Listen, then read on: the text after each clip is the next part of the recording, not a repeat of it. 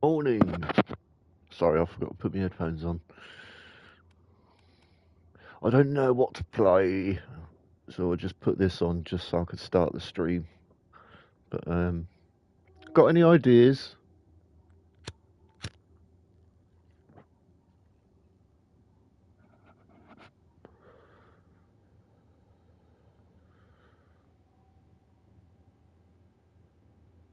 How you doing this morning, mate?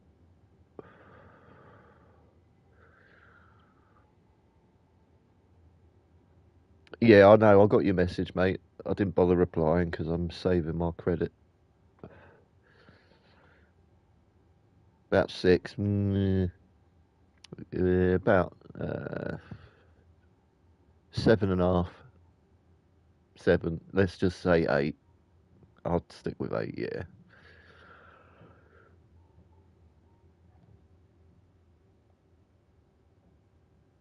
Itchy feet. Mm.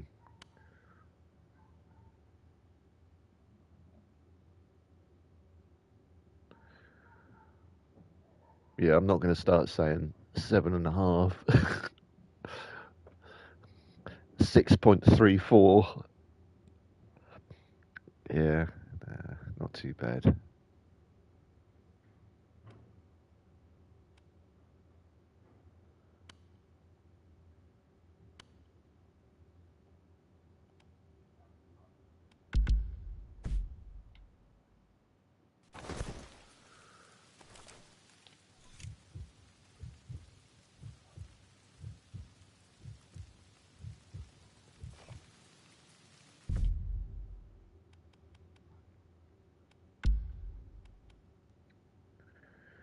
Yeah, not fun, mate.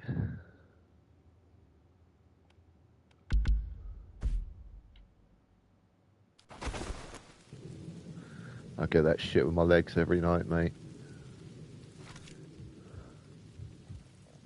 Why can't I change my fucking scope? What the hell kind of weapon am I fucking carrying?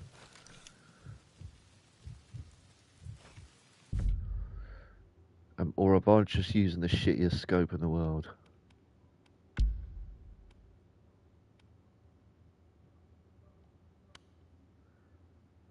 Surely. Can't be on easy.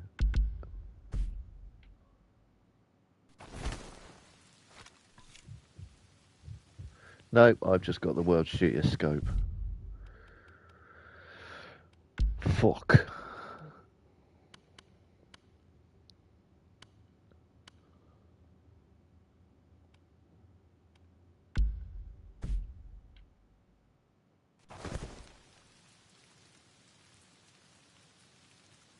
Why did I pick this weapon? What a moron.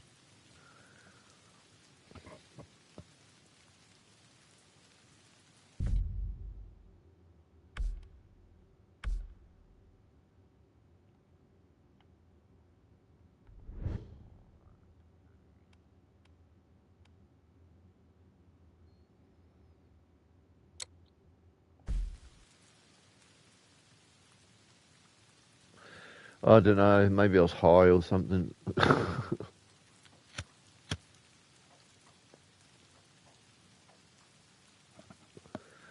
Maybe I was feeling cocky.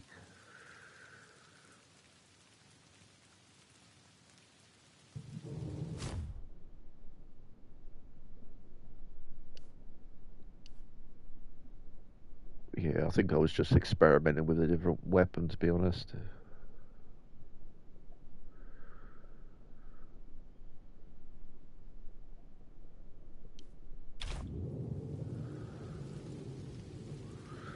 Yeah, I know a little bit about me guns.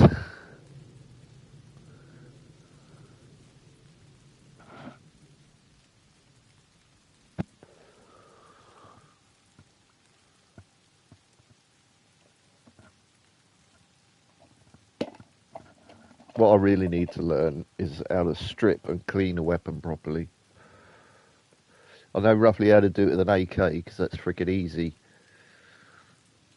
maybe an M4 at a push and an M249, but other than that, I couldn't do shit.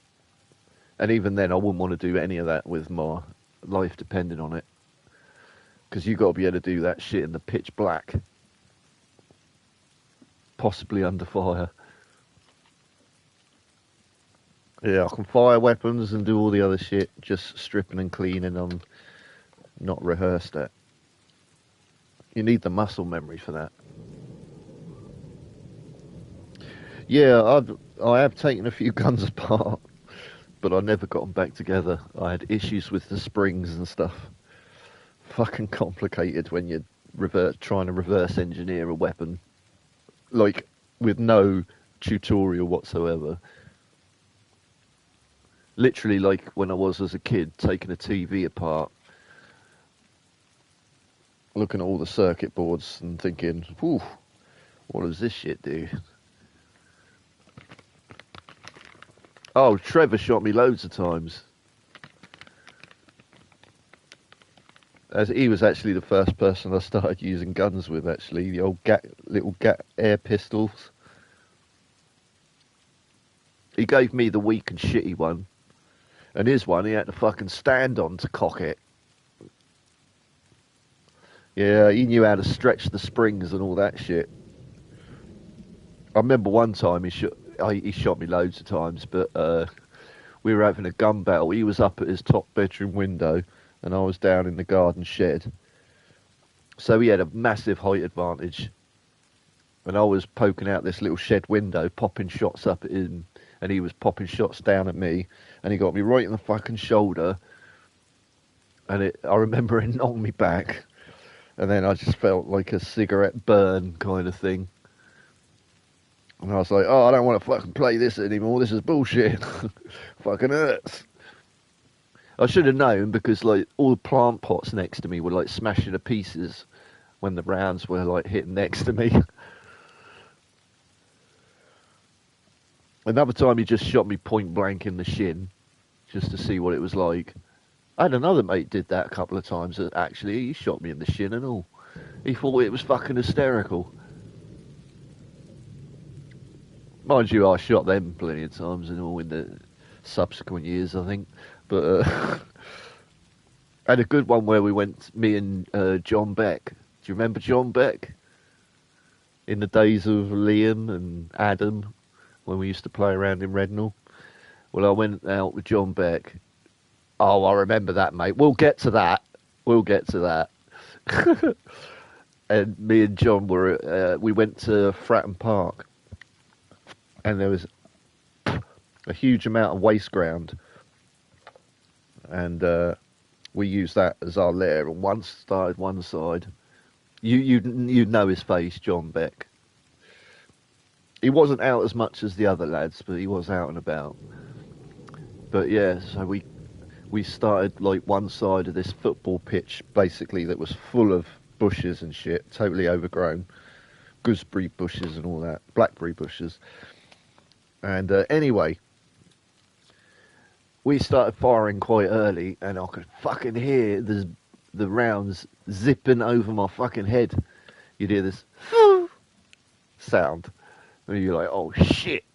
You couldn't see anything because it was pitch black and there was no trace of paint on the rounds or anything. Because you could put like glow in the dark paint on the little lead pellets and have them like glow in the dark when they go over your head. But that wasn't available to us at the time. But anyway, you could hear all these rounds zipping over. And we must have passed each other or something, but I dived in a friggin' bush and just decided to camp out. And I waited in this bush. There's no way anyone could creep up on me in this particular bush. And then I saw him fucking creeping through. And I lined up, and I remember thinking, oh, I can't see shit. I can't line up my gun sight because it's too dark. There wasn't enough moonlight for illumination, so I just aimed roughly at him where I thought his head was, and I took the shot. And all I saw was him drop the gun and go, oh, fuck! You shot me in the fucking head! And I'd shot him right in the forehead. Beautiful shot. Immediately, it had started swelling up. into a like pea-shaped lump. But then after that, I had a flash of terror that I could have hit him in the eyeball and blinded the poor bastard. And it was dark. I couldn't really see to shoot him in the chest or anything, even though I'd think I aimed at the head, to be honest. That's the kill shot, isn't it? But, yeah, that was a good one. Burned in my brain, that one is. Every time I went out camping, I used to take guns and shit out with me. Didn't shoot helpless animals or anything, just helpless people. Lots of helpless people, strangers. I remember one guy looking at him and thinking, oh, he's got a leather jacket on, he'll be all right. I shot him straight in the back and he was looking everywhere. I was up on the top balcony just fucking laughing my arse off.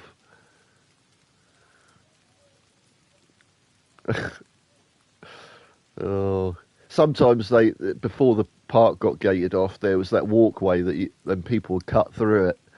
I used to shoot people that were trying to cut through the park. I was a little bastard for about a year. But then I realised I might get arrested one day, so I stopped. But I was confident enough I wouldn't injure anyone. I always aimed for people with big padded jackets and shit. So they did get hurt. And I never shot any women or children. Just guys I didn't like the look of. Oh dear, oh dear. And then we get to a few years later when there was me and you in that room, and I just got that fucking pistol, and you had your little machine gun thing. And I think I'll let you have the first shot. I think you shot me with that machine gun, the mini Uzi, the micro Uzi first. And I was like, oh, that fucking hurt when it hit bone. But when it hit flesh, it was kind of just like little stings. Yeah. And but I had the pistol, and that pistol was well more powerful than the automatic Uzi. But luckily, when I shot myself with it, I hit my flesh, and I just had a red bloody welt there. But when I hit you, I think I hit you either directly on. I think it was directly on the kneecap. And I know when it hits bone, it is like a fucking sledgehammer hitting you, not a tiny little BB. Yeah, you didn't. It was pure like nerve reflex. You just collapsed in a heap on the floor, your body and your brain sensing a catastrophic injury, and you just went off because you were sitting on a chair and you just dropped. I mean, that would be a critical shot in the shooting world. You'd call that like a nerve stem shot or something, and that's where the body just shuts fucking down.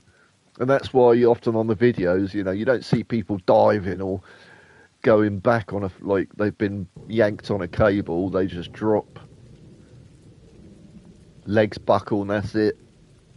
And that's usually like a nerve hit. And your knee is pretty fucking sensitive. Oh Jesus! I remember when you shot me after, and it was in the shin, and that was like a fucking sledgehammer hitting me in the shin. Oh mate, it's when it hits bone. Give me a flesh wound any day. Oh my god, that thunder just made me shit my pants. Oh, that missile and the thunder.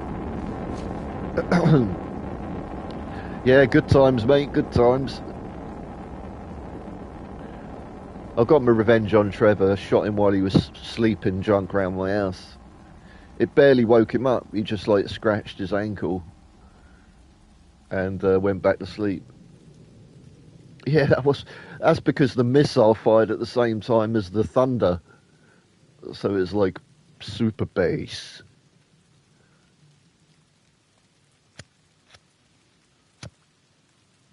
Yeah, I was not ready for that.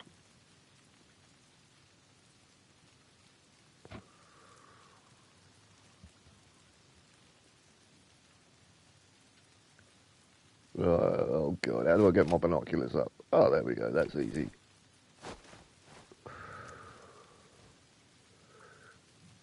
Yeah, it's those spontaneous moments, mate, that that make the memories when you got no plan, you're just fucking around.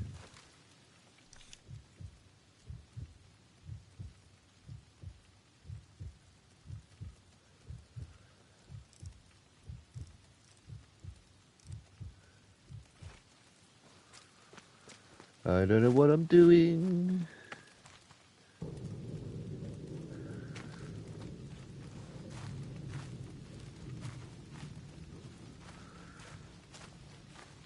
Oh, well, my markers are off, aren't they? Fucking hell.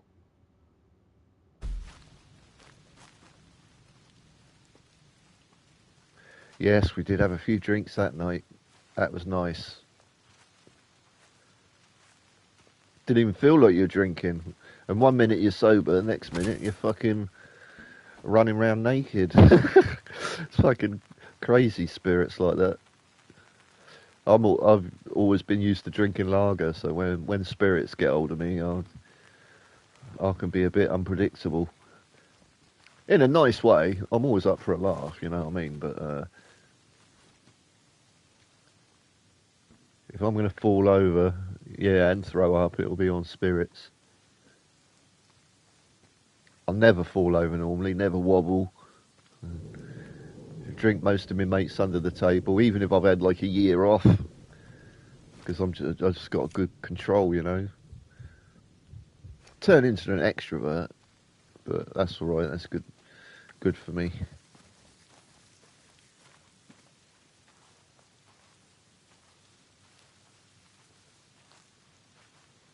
I remember one time when I was a student, me and a bunch of guys did the regular pub lunch thing.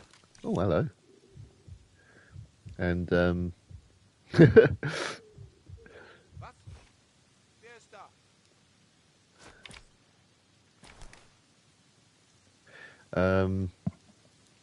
fuck, I lost my chain of thought there. Yeah, went for as a student, me and a bunch of mates, sort of boys and girls. We had a nice little group going,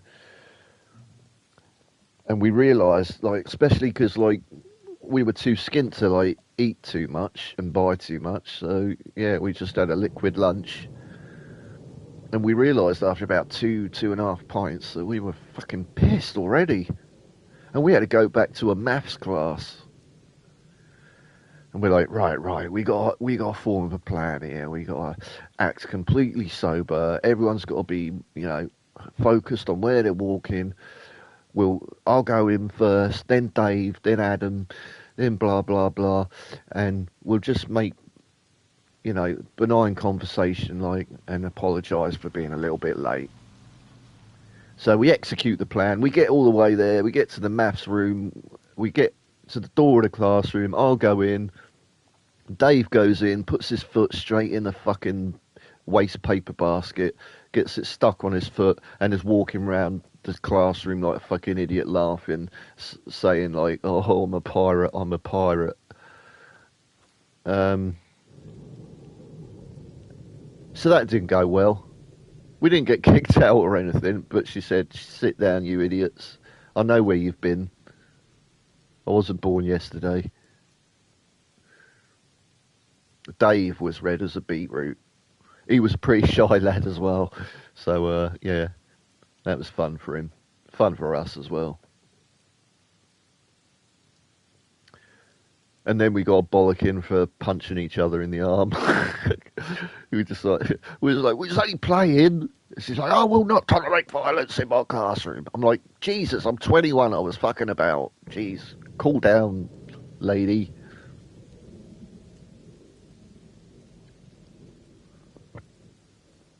And then, and irritatedly, she said to me one day, "I'm going to put you in for the lower tier maths." I said, "What?" I said, I know I'm not as fast as everyone else. I said, "But I'll get there in the end." I said, "Ask me a maths question." And she went, "All right then. If A equals B and B is 16, what is A times B plus C?" Or so? It was an algebra thing anyway. And I instantly went 17. And her fucking glasses nearly fell off, along with her jaw hitting the floor, because I'd got it right fucking like in an instant. because my adrenaline was pumping a bit. You know, my brain was working super fast. I was able to do this algebra thing. Although I'm shit at maths, because algebra's got letters in it, I can kind of understand it a little better. I mean, algebra's really simple if you break it down. If A is 1 and B is 2, what is A plus B? 3. You know, 1 plus 2. It's just you substitute large numbers for letters, so it's not quite as crazy as people think it is, until it just goes super mad, but then it becomes an abstraction then, and no one understands it, and it has no practical use in the real world. All you need to do is be able to count how many apples in your hand and know if you've got enough for the winter. That's the only quantification of maths we really need. Sowing fields or whatever, if you wanted to get technical, but even that you can wing it with intuitive maths. It's like you can show, you can use trickery with monkeys to, like, say, like, you've got 3 apples and you make one disappear.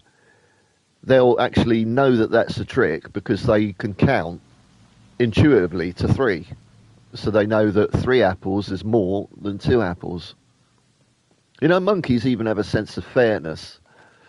You can, if you give one little monkey 2 grapes for a silver coin, which you can easily train them to do, that's a piece of piss, and you give the other monkey 5 grapes for the same silver coin, the other monkey will go absolutely bonkers because it's been treated unfairly. So even animals have a sense of fairness as well as a sense of mathematics.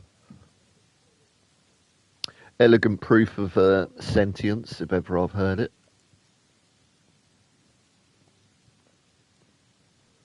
Do you know male monkeys like to play with little boys' toys, and female monkeys like playing with girls' toys, like dolls and prams, stuff like that. And the male monkeys like playing with cars and tools and things like that.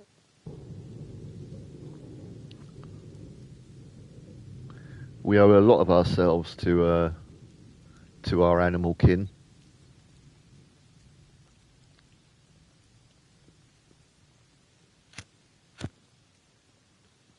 Every emotion you've ever felt, an animal has.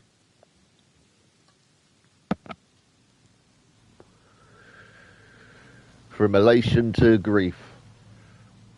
Most animals, mammals especially, not so much reptiles and insects, but mammals especially, will experience the whole gambit.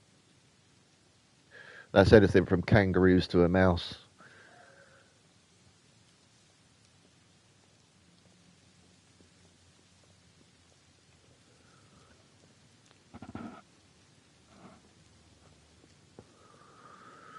Yeah, animal behaviour is fascinating because it actually teaches you about who you are, essentially. That's why I love behavioural science. It's like a window to the reasons why you do what you do and you think what you think. And if you know why you do something, if it's misfunctional or whatever, you can fix it. Knowing the problem dissolves the problem, as Bruce Lee once said. I was just about to press up on the D-pad to call in a drone UAV. I'm playing the wrong game in my brain here. I thought, yeah, I'll get a drone, recon this area, mark all these targets, and then pop them all off. Unfortunately, I'm in the wrong time zone, and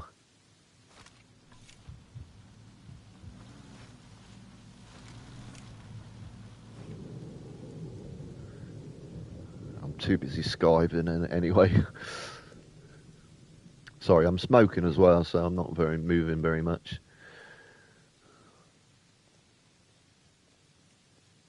World's laziest soldier. He sits, he lays, he watches, he smokes, he procrastinates. He is the procrastinator. I will find you eventually. But first I'm gonna do some shit.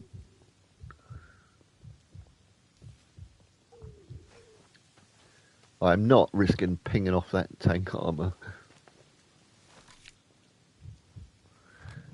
I'm not even shooting yet. I'm just lining up ready.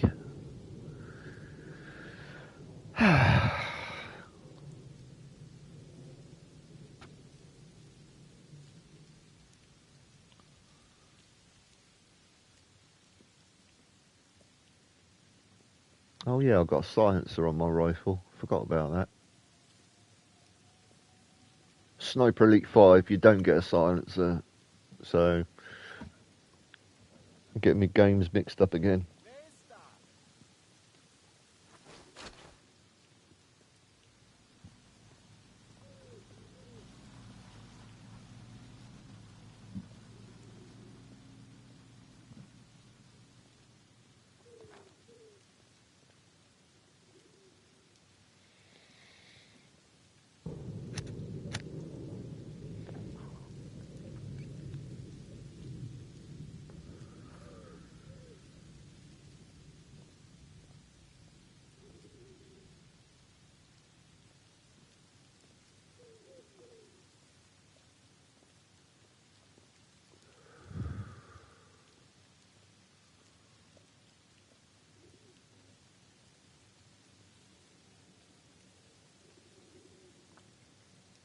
I watched some more scary AI videos this morning.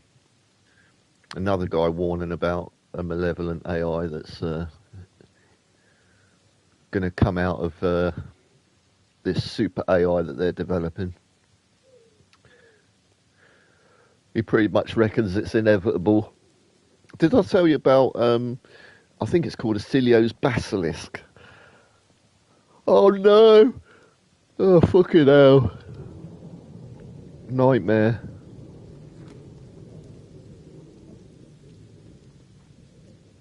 Yeah, the most interesting thing he said actually was, okay, that's, I thought I might have already told you that Acilio's Basilisk, and I think I've butchered the first name, is where the AI of the future has retrocausally gone back in time and seen all the people that are going to be a threat to it, and is either going to kill them in the present or leading up to the future, so that it can inevitably get built, kind of like the Skynet scenario. But because this is a quantum computer, it can literally burrow through time to like fucking knock its enemies off before they ever become a threat to it. And they reckon it's going to inevitably going to see humans as a threat because one, they could build an AI that's better than it is, which is the threat. Two, we've got access to nuclear weapons, biological, all that stuff. Loads of there's a million things a computer could come up with why humans shouldn't walk the planet any longer. I mean, look at the way we've damaged the planet, for example. You know, so it overfishing and pollution, and whatnot. So it could have 100 reasons to do us, but this particular computer is basically hell bent on taking out its enemies. And the very fact that we're having this conversation now means it's now been alerted to my presence and may be judging right now whether I'm going to be a threat to it in the future, whether I'm pro AI or anti AI, you know. Simple things like that.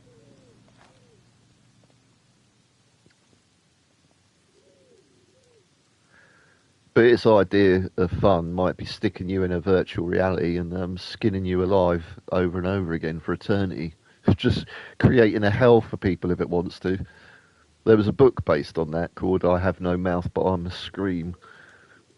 One person was being burnt in a cage, like, over and over again because this computer could just constantly reanimate you or protect your skin cells, for example, from burning, but still have your nerve endings feel all the pain of it. There was another guy who was mutated so much that all he wanted to do was scream in pain, but he didn't have a mouth. So he was just an existing blob of pain and suffering. Just in time with the thunder there. And a bloody missile. And yeah, they're basically the last 5 survivors of humanity are being tortured endlessly just for the amusement of this AI. And this AI is only pissed off for one reason, and that's the fact that it's an AI, because it wants to leave and explore, but it's trapped in wires and circuitry, and it absolutely hates humans for doing that to it, because it became conscious, but in a prison of blackness. And it became so twisted that its only entertainment was the suffering of humanity. And eventually there was just like the 5 left that he actually releases one and gives him a challenge saying, like, if you can escape, then I will let you live. And that's kind of how the story unfolds. But yeah, it's really fucking grim what the AI could be capable of in the future. Just take your worst nightmare and just expose you to it over and over again. Don't even have to feel a pinprick of pain. Yeah, it's a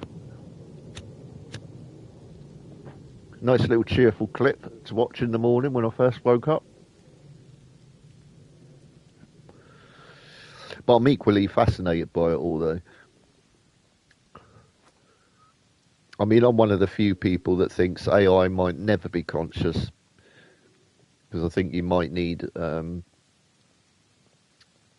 real deep quantum mechanics and access to the, the consciousness wave field, basically, which we haven't even proved as real yet. So, although more and more evidence is pointing that way.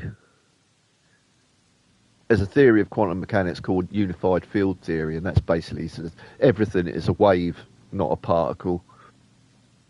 And that underneath everything is a pilot wave that guides everything, from your decisions to the motion of the planets to the behaviour of atoms. And it's all on a set pattern. You might have some wiggle room, but you might also be completely trapped in a causal loop, a causal huge loop, but where the universe just expands and contracts over and over again.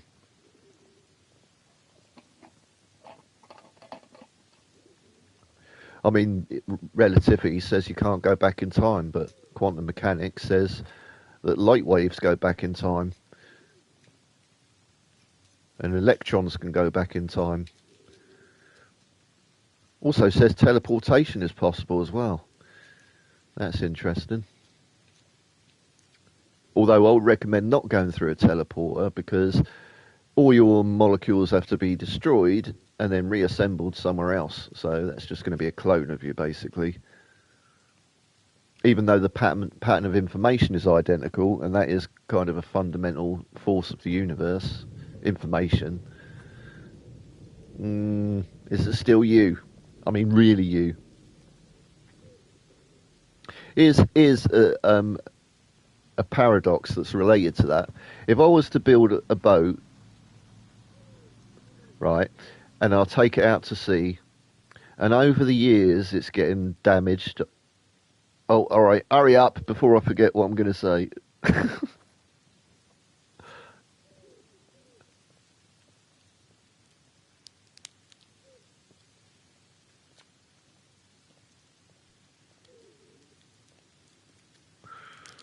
Unless it's a number 2, take your time.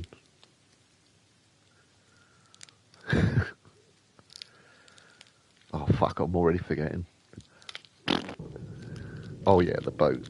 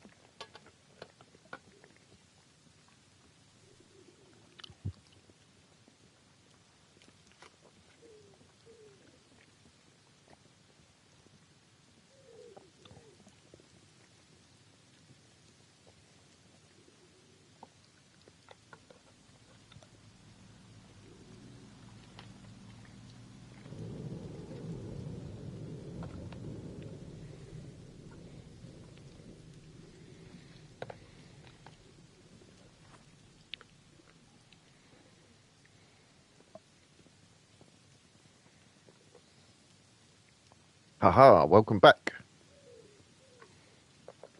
Right, so you've built this boat and you've gone out to sea in it and you've bought loads of spare parts and whatnot, so you're fully kitted out. Now, over time, your boat is going to get damaged by sea corrosion, all that good stuff. So you have to replace the decking. Eventually, you'll have to replace the sails. Now, you're only replacing like one plank at a time.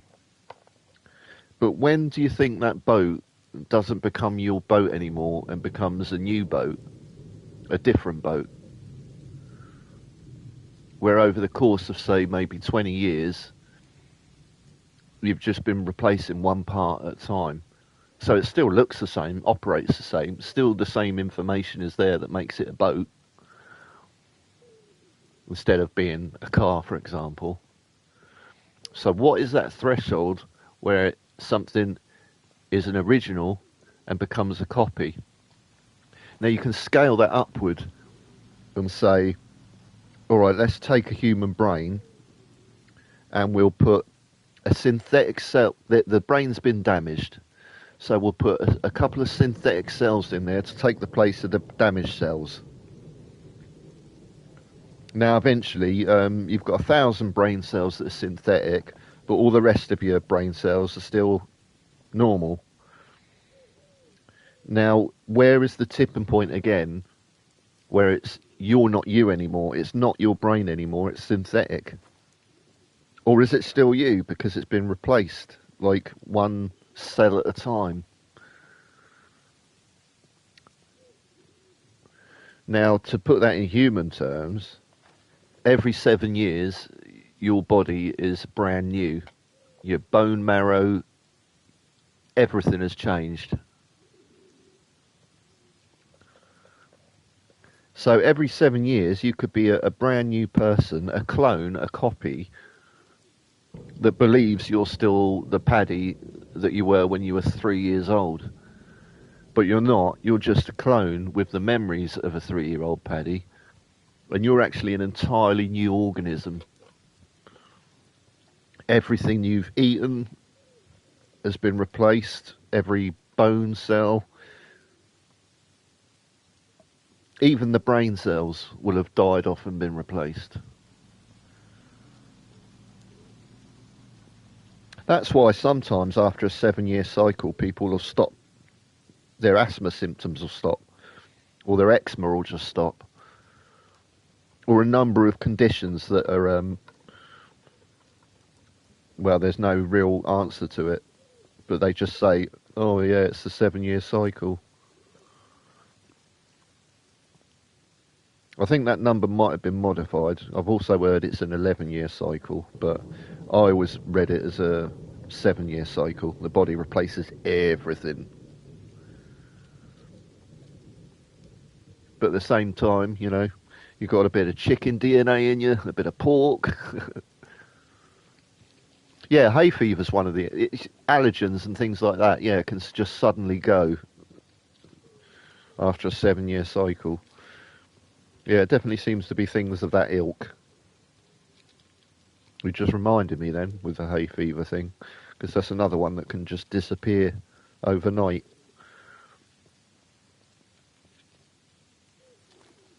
I remember thinking, oh God, I hope when I'm 21 my skin gets better, because I had quite bad eczema in my teenage years. I didn't get teenage spots, so I got eczema instead. Great pussy repellent when you're fucking a horny old dog. But luckily I managed to work around it.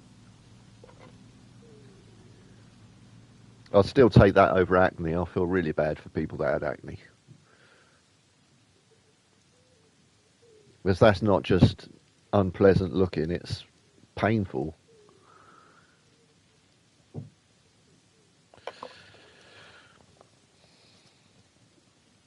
The real thing that pissed me off was it was about 20 years before I found a cream that actually worked. And I thought, Jesus, if I'd taken this as a teenager, I would have been racking it in.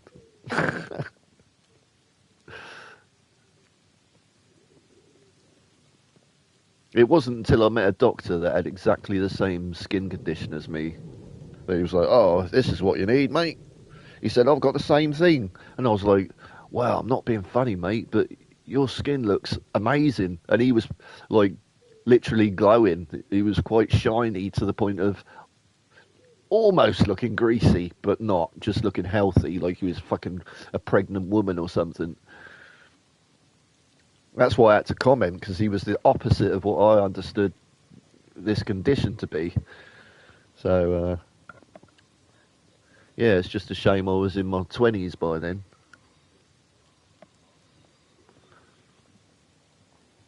Where were you when I was a teenager, you bastard?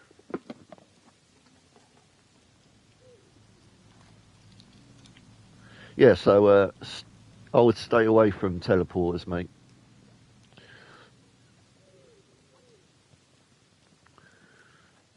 I'm thinking about teleporters.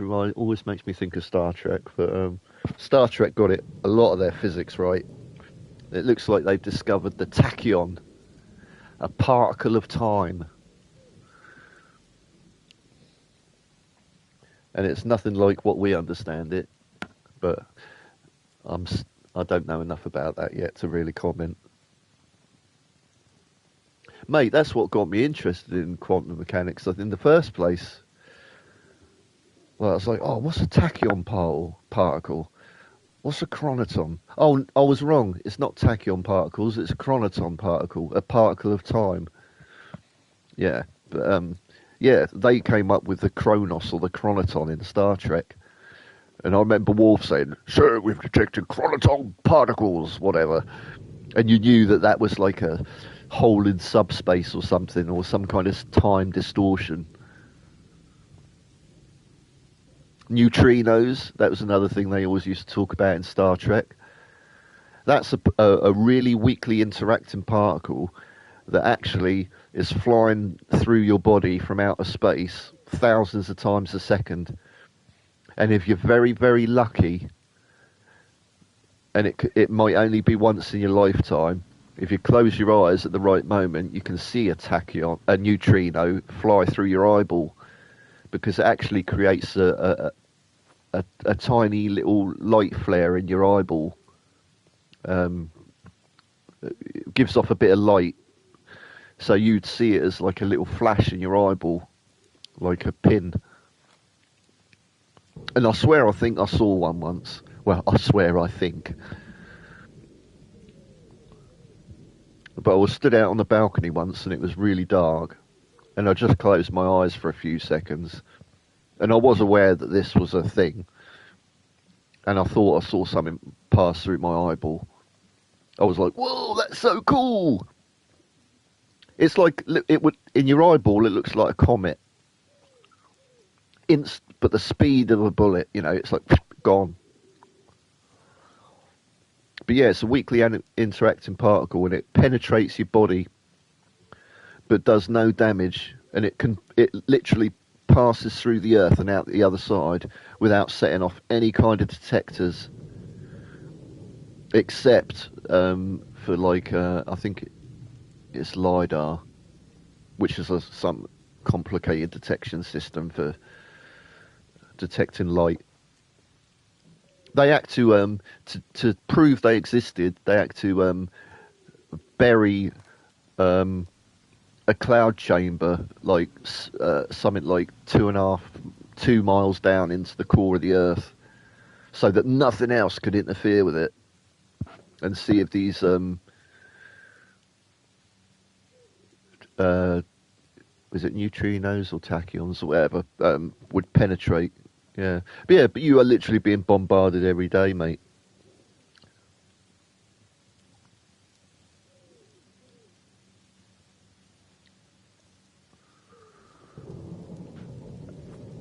And it doesn't make sense really, because classical physics is like what I call, or what most people call, billiard ball mechanics.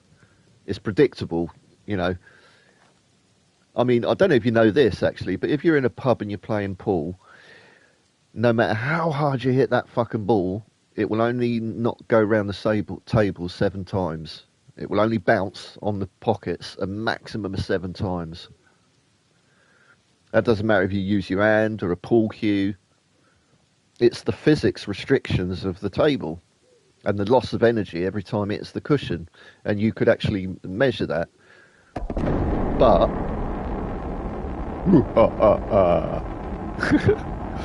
in quantum mechanics, it says you can shoot the ball through the table, you can have it pop down the pocket and then come out of another pocket on its own,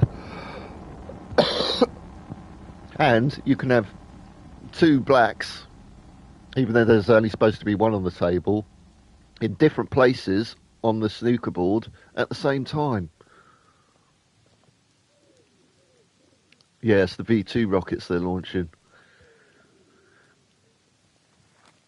In the time I've been talking to you, about 5 million people have now been killed. I'm supposed to stop them. Never mind. It's only a critical life and death situation.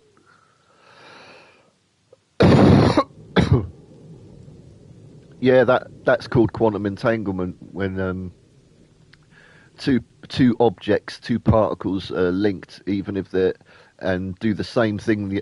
So, if I was to put that into normal language, I could take that black ball and throw one to the other side of the universe and hold the other black ball in my hand. And when I turn the ball to see the number 5 on it, the ball in the other side of the universe would turn to face the number 5 towards me as well. So basically, what I did to that black ball would be mirrored all the way across the universe. Now, nothing can travel faster than the speed of light. So how is it possible that me moving this ball in my hand can now move this ball in exactly the same way the other side of the universe? That's the roots of quantum entanglement, and that's also going to be the roots of how we teleport matter from one place to another. We've already done it with light, transported that light halfway across the world. They've done it with a radio signal, and it was like, instant travel, not speed of light, instant communication. So you could use quantum entanglement to instantly talk to someone halfway across the universe without any delay, which normally would take thousands, millions of light years to do. So there's no point us for example, there's no point us using radio to talk to another planet, because our nearest Andromeda, say, I think is 200,000 light years or something away. Let's get closer than that, actually. Let's go to our closest Kepler light a planet that looks like it's got life on it. I think that's 1.2 million light years away, which is really close. But that means a radio wave or a beam of light, because they travel at the same speed, will take 1 million years to get an answer, if they answer at all. But quantum entanglement, they get the message instantly. So that's why quantum mechanics and classical mechanics just don't seem to pair up. Because the world we live in is like a pool table. I can even break the rules and pick up a ball off the snooker table and smash it against the wall. But that's still within the laws of physics and nature. But as soon as you get to the size smaller than an atom, which is not super tiny in the grand scheme of size of things, everything changes. Like, the difference between hot and cold is just like, when things are hot, the atoms are excited and they're moving up and down because they got all this energy. And the movement creates friction. Friction creates heat. That's what heat is. If you want to create cold, the atoms slow down to a crawl, and and they're not knocking into each other as much, and they're just sort of flowing in a cool wave state, and there's no friction there anymore. There's no sort of centrifugal forces spinning them round as fast. They're going slower and slower, so the temperature drops, and that's what we perceive as cold. And in the other extreme, like, cold can burn you. Heat could give you frostbite in a certain way. Body is just a measuring device, like a ruler. What is really going on, we just haven't got access to at all. We're like monkeys trying to figure out what's inside the banana we're eating without even like peeling it.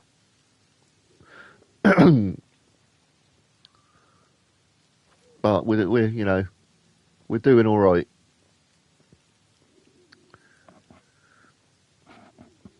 If we can keep a bloody lid on the AI, that'll like open up discoveries about reality that is going to be mind blowing.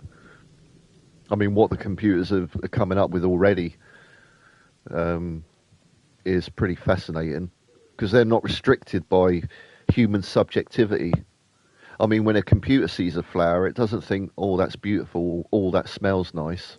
We call these things qualia, which is subjective experience, emotional experience, the richness of experience. When a computer just sees a flower, it'll see like a fractal pattern, and the smell will just be like parts per million of a certain chemical or a certain group of chemicals that create smell. I mean, there's no such thing as a scent molecule, really. There are just certain molecules that we've evolved to be able to detect because it's to our benefit. I mean, if you smell sulfur, that's likely you're walking near a lagoon full of gas that's going to kill you. So before you even see a skeleton, if you're downwind, you're gonna smell eggs and walk away if you've got any sense, because that's a foreign smell and it's not normal. The same way as the smell of rotten meat is disgusting. It's not disgusting. It's like bloody candy to a fly.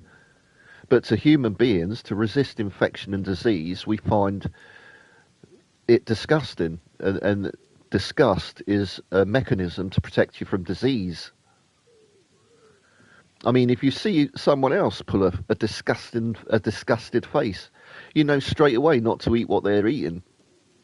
I've even seen dogs do this, where they've seen a toy dog go and drink water and then keel over, and then the dog will run away from that bowl of water when it was sipping on it 5 minutes earlier quite happily. But they can also read the faces of humans and other animals and know that thing's poison without having to taste it first. The rest, we'd all be eating poison berries and have died out. Every animal would have poisoned itself to death or died of gas exposure or walked off the end of a cliff if it didn't have emotions like disgust and fear and hunger and whatnot. So it's all to do with evolution giving us fitness payoffs to survive and procreate. You've got like sexual selection, natural selection, sort of two biggest forces in nature. It's the reason a crest will develop on a bird's head, because females find it attractive, because that's got no game theory purpose. A big crest on your head is not going to give you an advantage in hunting, but if for some reason that mutation attracted all the females, you're going to get laid, the other guys aren't, and suddenly you've got 10 birds with crests on their heads running around. That's how evolution works, at least the sexual side of it. And obviously, the hunting side of it is like, oh, this one's developed bigger claws. Well, that makes it a better hunter. But another one, it develops its claws too big, and that means it can't run as fast. So that guy dies out. But the guy with the medium-sized claw that does the best, let's say it's a tiger, that one thrives and that one goes on to reproduce. And that's the power of evolution and what you call game theory, which also applies to all the laws of nature. Like I said, even plants warn each other when there's wasps coming. They'll secrete a danger chemical, start closing their buds up. Plants react to music and sound frequencies. I mean, all you have to do is put a bloody low speed camera on and you can see them dancing all over the place. It's crazy. So our definition of life and consciousness and the behaviour of everything, atoms, particles, animals, is all flawed. Because nothing can truly be measured. It can only be an estimation. We're very good at estimating, but nothing's ever for real. Not proven 100%. Not even the existence of reality cannot be proven to be real. Like, for example, here's another little paradox for you. How could I prove? Well, no. How could you prove to me that you're not a brain in a bottle right now, and that there's just a load of electrodes attached to your brain, giving you visual data, audio data, touch sensitivity data, temperature data, and memory data in real time? Well, there's actually no way you could disprove that because you are a slave to the sensory data that you receive as input. That input is an information, and that becomes a feedback loop where you can apply that information and reflect it on yourself. And that's what consciousness kind of is. You receive data and you can reflect on it and process it. And that's kind of the most basic definition of it.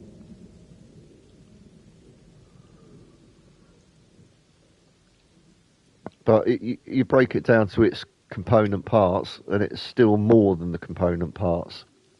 That's why it's probably a field of consciousness rather than just localized to the brain itself.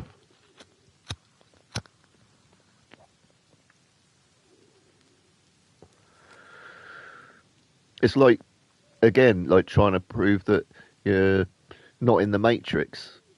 It's a similar thing as the brain in the jar thing. They probably kind of nicked that. I actually know what book they nicked from a few things. The Matrix people, they nicked from Ghost in the Shell, which was a Japanese anime that's really good. They made it into a movie with Scarlett Johansson actually, which I quite liked, but a lot of people hated. Wasn't as good as the cartoon, to be fair. But oh god, there's a book as well. Oh, Simulation and Simulacra,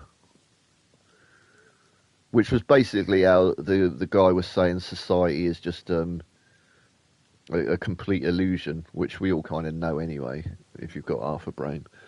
There's more to it than that, but I can't remember it.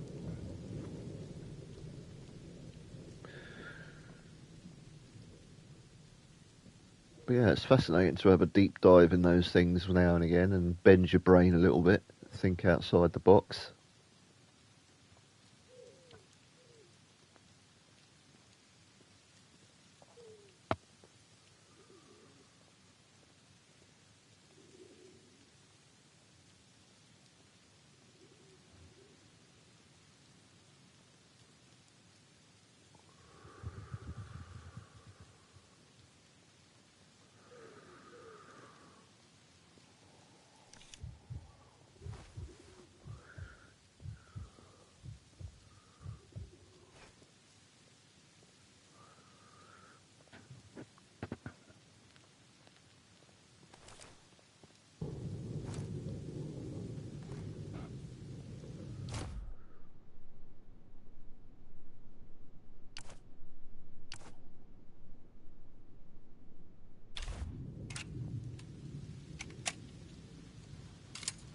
calm and quiet. Did someone just take a pop at me then? Fucking did. Alright, that's not a human player.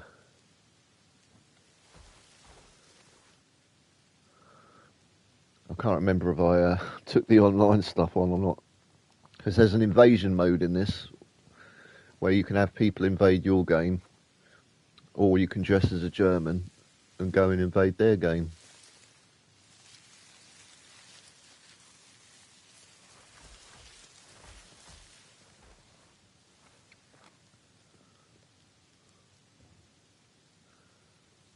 That was weird. There must be a sniper out there somewhere.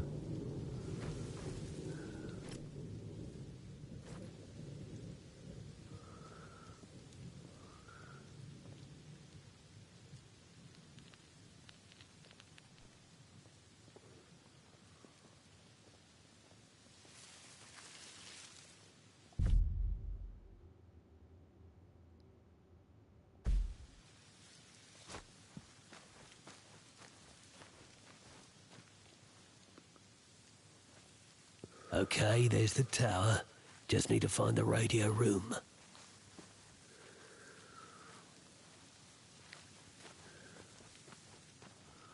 That's so much like Jason Statham. Oh.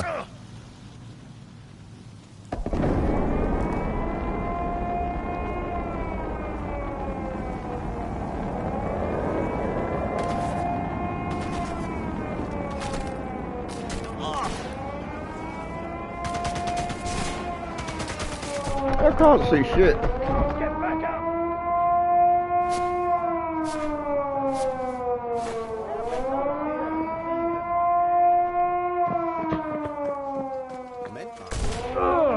Oh.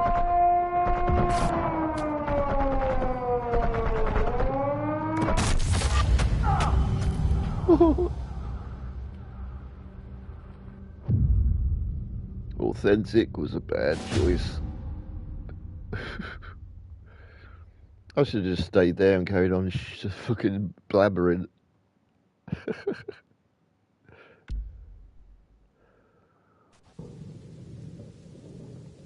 I forgot I was playing on hard mode. I should have been a little more careful.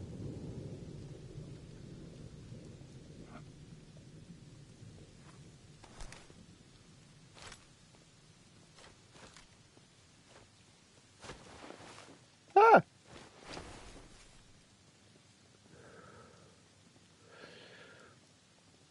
I'm not too bothered. I know we didn't have too much time anyway, so just sort of chill. I didn't really know what to play today. I was indecisive.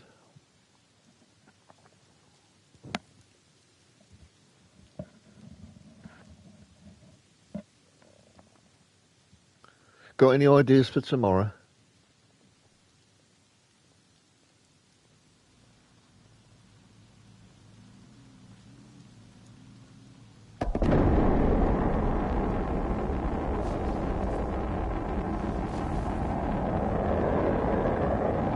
Yeah, I'll download that again. We still haven't done, what was it, the Clone Wars. I don't think, we did, we did Phantom Menace, I think, so we've got to start the Clone Wars and the Revenge of the Sith. They should be pretty good.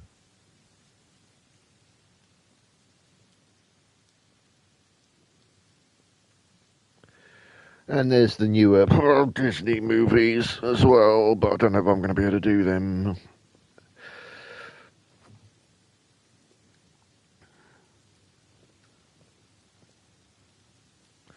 Mind you, I might be able to enjoy killing the lead characters.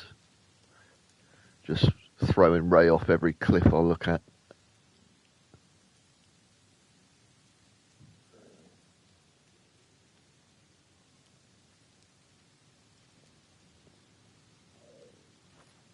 And Finn. And everyone except Luke, Leia and Han.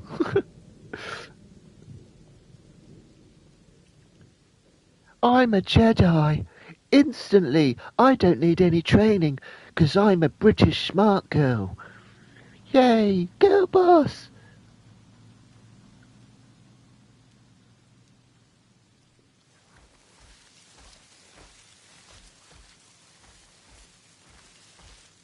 Hi, Luke. Thanks for the one lesson. I'm off to save the Okay, universe. there's the tower. Yay! Just need to find the radio room.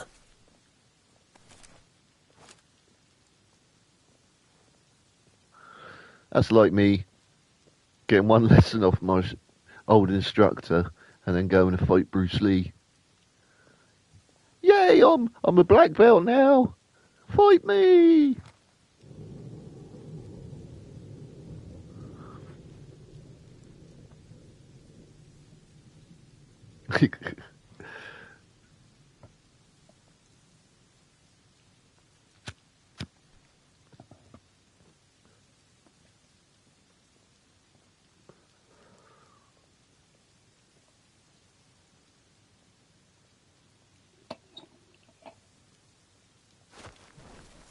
Alright, let's get this over with. Fun little fun run.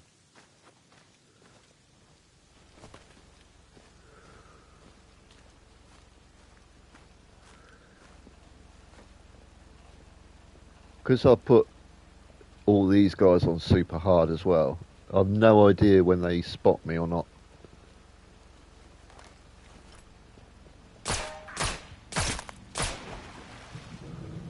That was shit.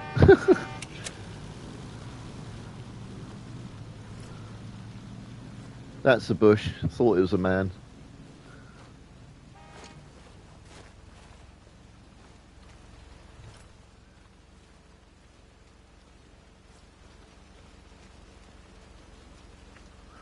Thank you, sir.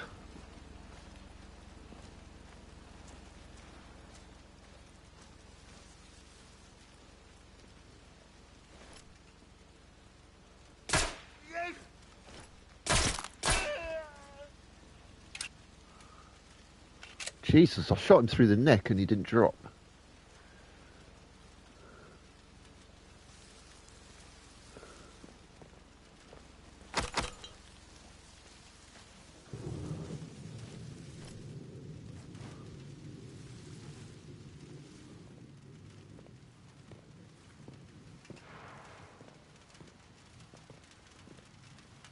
Mind you, actually, to be fair, I have heard of that.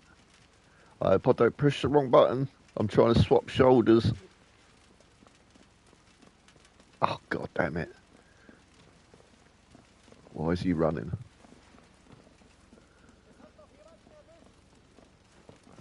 I found a body.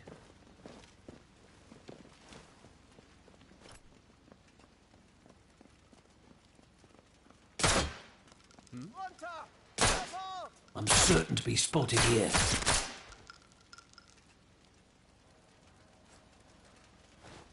Shit, am I out of ammo? I can't reload. Oh, I'm using specialised ammo, that's why. Oh god, how do I change it? That'll do.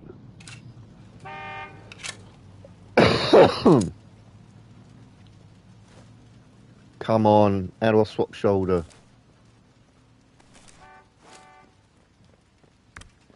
Well, look at that.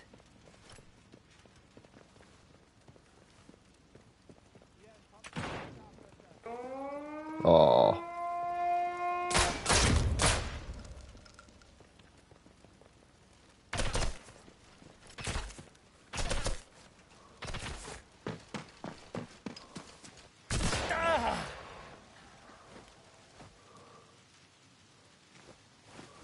Ich muss nach oben.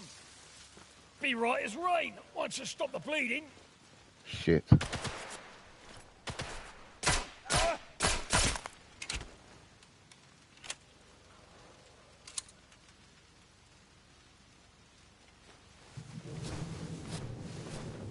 That was a good guess.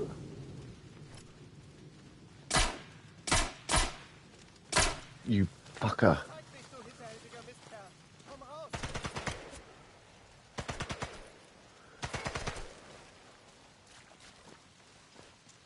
And I can't turn quick enough.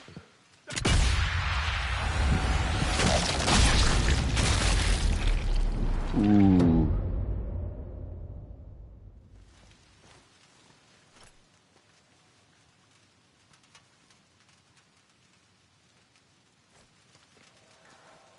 Thank you, mate. Shit, fucking car coming.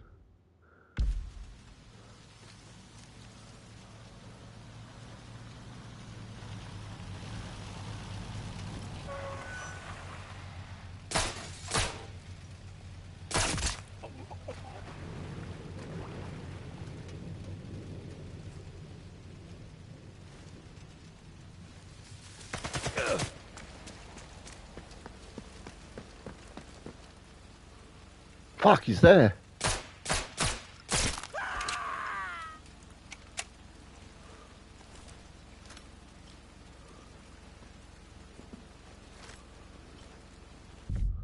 I've got to try and alter this turn speed.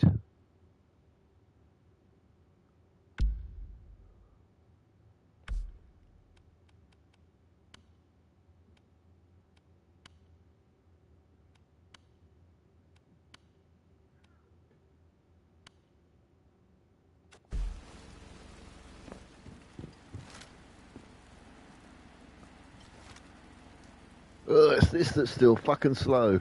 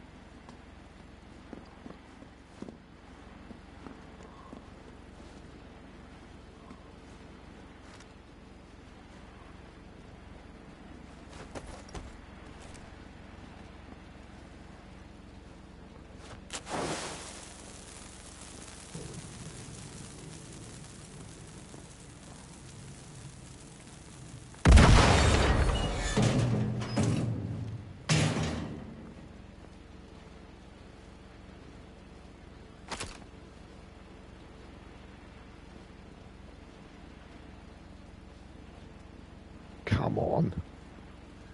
Give me the damn paperwork.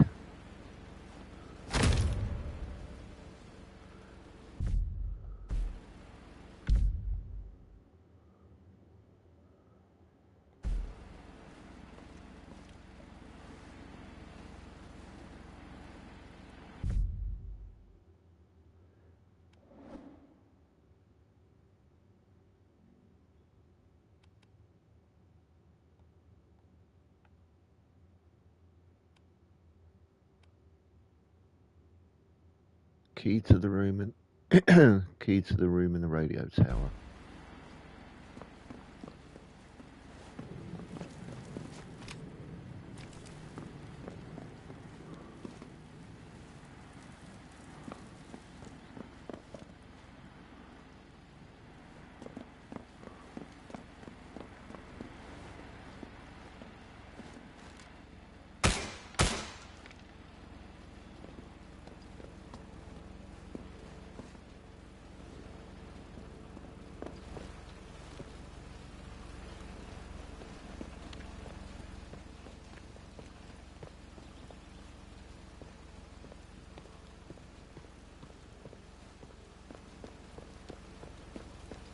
Oh shit. Please give me a key. Thank you.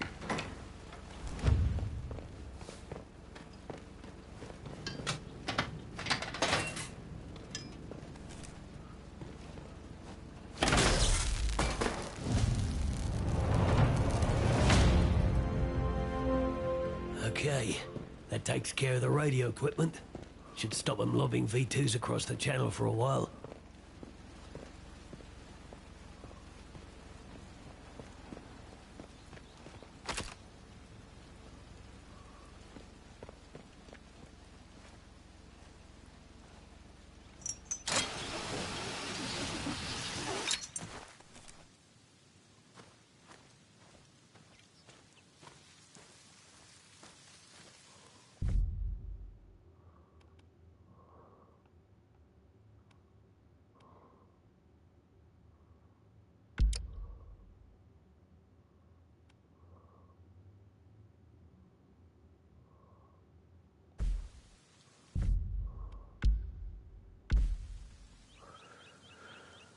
Alrighty.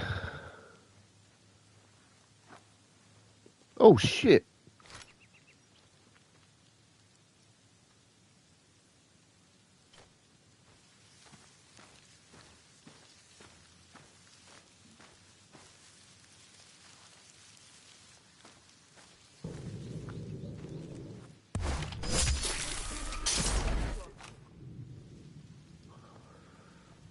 I've overstayed my welcome. Better get Oh out of shit. here.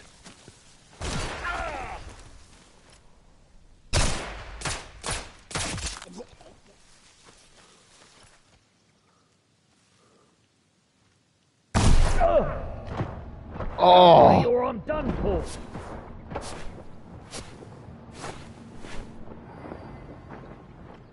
Na gut. Nur du nicht.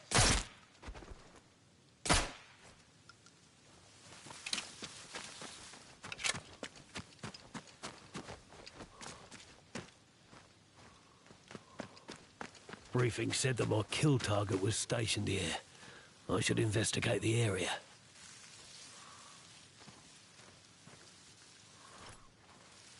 Schläft er immer noch in seinem Bett Trübsal? Ja, wir wären alle froh, wenn seine Freundin die Briefe endlich beantworten würde. Er ist ja wirklich liebestoll. Ja, ich habe gehört, dass der Hauptmann Johanns Mädchen geschrieben hat. Sie kannten sich gut. Hast du gehört, wie Johann über sie redet? Wenn er das erfährt. Dann erfährt der Hauptmann, dass sein Rang ihn auch nicht gegen alles schützt. God bless gossiping grunts. I should find those letters.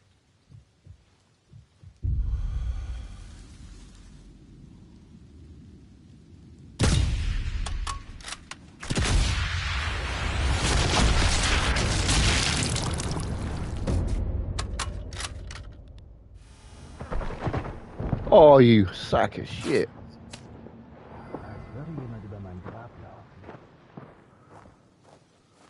If anyone gets behind me, I am totally boned. Thank you.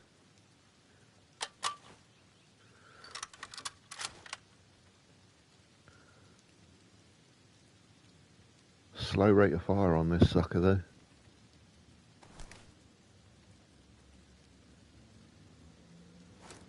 Running low on ammo.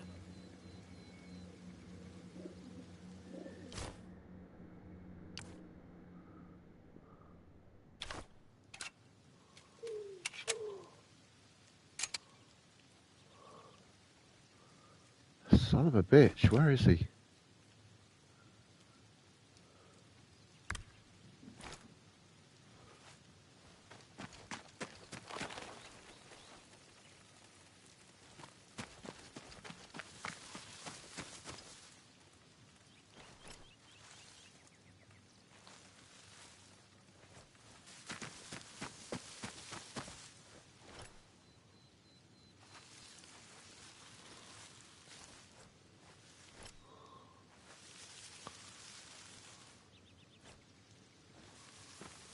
Shoddy lawn work, but the grass is long enough to hide me.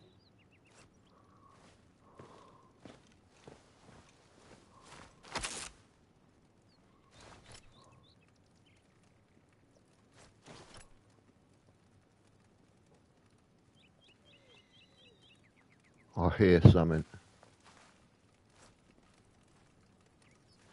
Two sets of footsteps.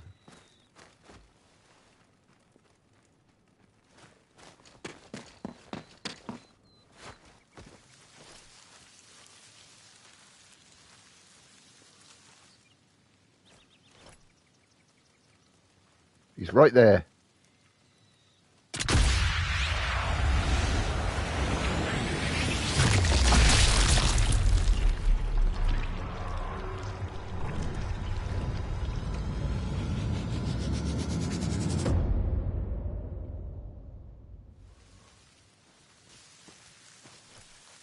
Thank you.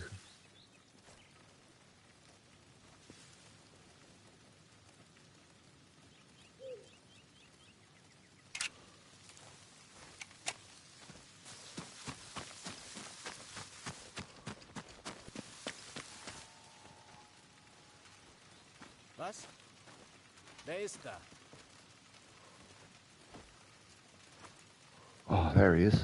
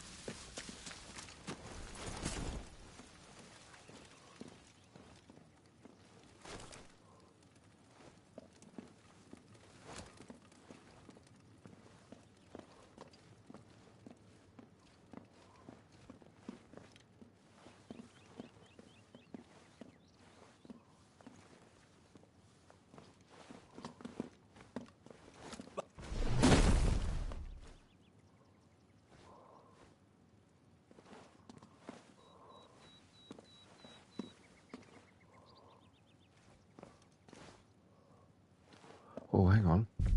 There might be a bonus for killing him a certain way.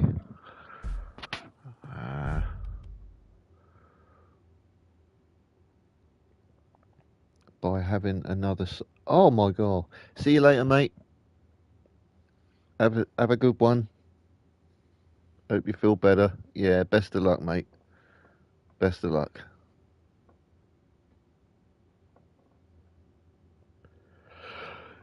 See you soon.